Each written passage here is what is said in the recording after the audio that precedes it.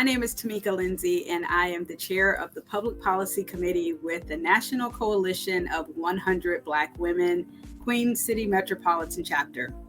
It is my honor to be with you tonight during the second installment of Why We Vote. We talked the last time about some of the mechanics behind the political leadership that we know about.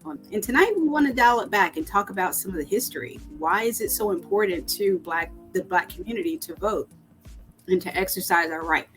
So I want to start reading from a pamphlet that was shared in the 1900s in Virginia titled "To the Colored Men of Voting Age in the Southern States," or What a Colored Man Should Know to Vote, or should do to vote. As citizens of the United States, you cannot value too highly your right to vote, which is an expression of your choice of the officers who shall be placed in control of your nearest and dearest interests. You should vote at every election. In national and congressional elections, vote for the best interest of the country. In local elections, vote for the best interest of the community in which you live. Never sell your vote. That was in the 1900s. We are in 2023, and we are still fighting for our right to vote. As many of you know, the right to vote for Black men was an amendment to the Constitution in 1869, and it was ratified in 1870. So what that means is prior to the 1800s, you didn't have the right to vote. And many will say that was then. This is now. We live in a country where we can freely exercise our vote, which is right. We can, but too many of us do not. And how many of us fought and bled and died for the right that we so cavalierly take for granted? Over 103 years ago, women were given the right to vote. And as a coalition, we are interested in Black women and girls and issues that really impact the community. Given the right to vote only 103 years ago should be a big deal to many of us, if not all of us.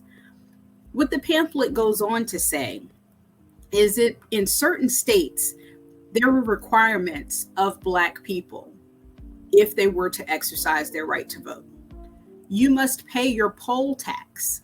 You must register and hold your certificate of registration as if we are automobiles. In other areas, you must show additional evidence that you have not been convicted of a felony, adultery. How many people have we caught cheating that we have been in relationships with? But that is besides the point. Larceny, wife beating, vagrancy, selling or offering to sell his vote is forever barred from voting. This is what is in this pamphlet, which means that these were the laws on the books of the day. We are fighting over our right to exercise our vote in a different way, but kind of in the same way. When you have suppressive laws that require people to show identification when they vote, or when you have suppressive laws that say that you can't sign up for early voting in counties, or sometimes early voting will close way earlier than it used to, which provides the freedom and flexibility for people to exercise their vote around maybe their work schedule or the school schedule. Those were the oppressive laws of that day. But think about the oppressive laws of our day and what is preventing us from turning out in record numbers. So let's go back for a second, because I shared a couple of terms that maybe you're not familiar with. What is the poll tax? The poll tax is known as head tax or capitation, which is a tax levied as a fixed sum on every liable individual without reference to income or resources. So you think today, if I can't prove that I have an income to pay this quote unquote tax, I can't vote? Then there is something that was called literacy tests. Complex interlocking systems used to deny Afro-Americans, African Americans, the right to vote so as to ensure that political power remained exclusively white only. Does any of this ring a bell? Does it sound eerily similar to what is happening today? There were laws specifically designed to prevent you from voting. That should make you want to vote even more because of the amount of time and energy that is spent to make sure that you don't vote. So therein lies our power. Our power is our vote. Our voice is our vote. When you think about all of the things that were done across this great United States of ours that were specifically designed to make sure that you never made it to the ballot box, and then transition that to today's goings on. Think about what is happening in Tennessee and what's happening in our state of North Carolina. What I learned very recently is when seats change, or when people change, more importantly, like the representative who changed the party very recently from Democrat to Republican in North Carolina, when that decision is made, that seat follows the person, the elected official who decides to change. In Tennessee or other states like Tennessee, unlike North Carolina, if someone decides to change their seat, that seat stays with the party. And that's important because in North Carolina, now the Republicans have what's called a supermajority. Therefore, they can override the veto capabilities that Democratic Governor Cooper had. Why is that important? That's important because when the Republicans pass oppressive laws like gerrymandering, like redistricting that rewrites the maps in which congressional representation is no longer in effect because now they've redrawn the maps so that that person doesn't have the representation over their districts, and it basically removes politicians from supporting their constituents.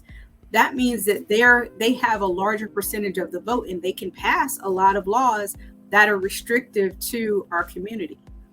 Why are we saying all of this? And there's so much more to talk about. Why are we saying all of this? Why is it important? Why do we vote?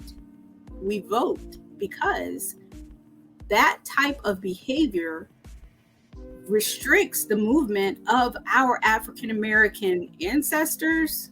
They're not here, but what they fought for, and our children to come. We vote because there are legislators that we vote in office to make sure that our agenda is carried forward. When they change parties midstream, when they're in office based on our vote and they don't uphold the things that are important to our community, we suffer. At the state and local level, when we don't participate in elections and sheriffs are voted in and law enforcement officials are voted in that are contrary to what is important to the Black community, we suffer. When we don't participate in an election, like when Hillary Clinton was running against Donald Trump, and many people said, "Oh, I'm not excited about Hillary. I'm choosing to sit this one out."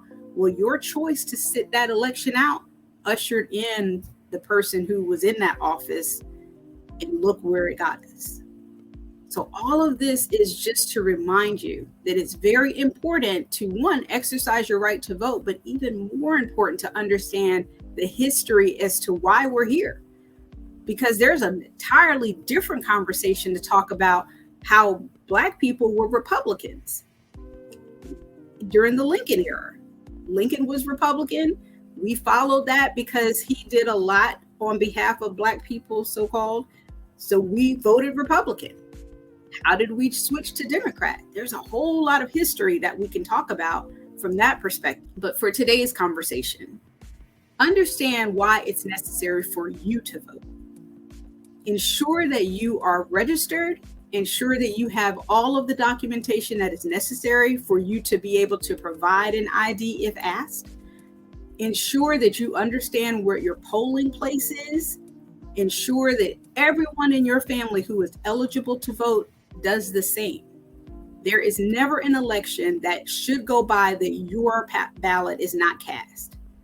So your call to action from this body, your North Carolina Public Policy Committee from the National Coalition of 100 Black Women, is to encourage you and support you in making sure that you are an informed and a ready voter for all upcoming elections. Thank you for your time. Look forward to talking with you in another week about why we vote.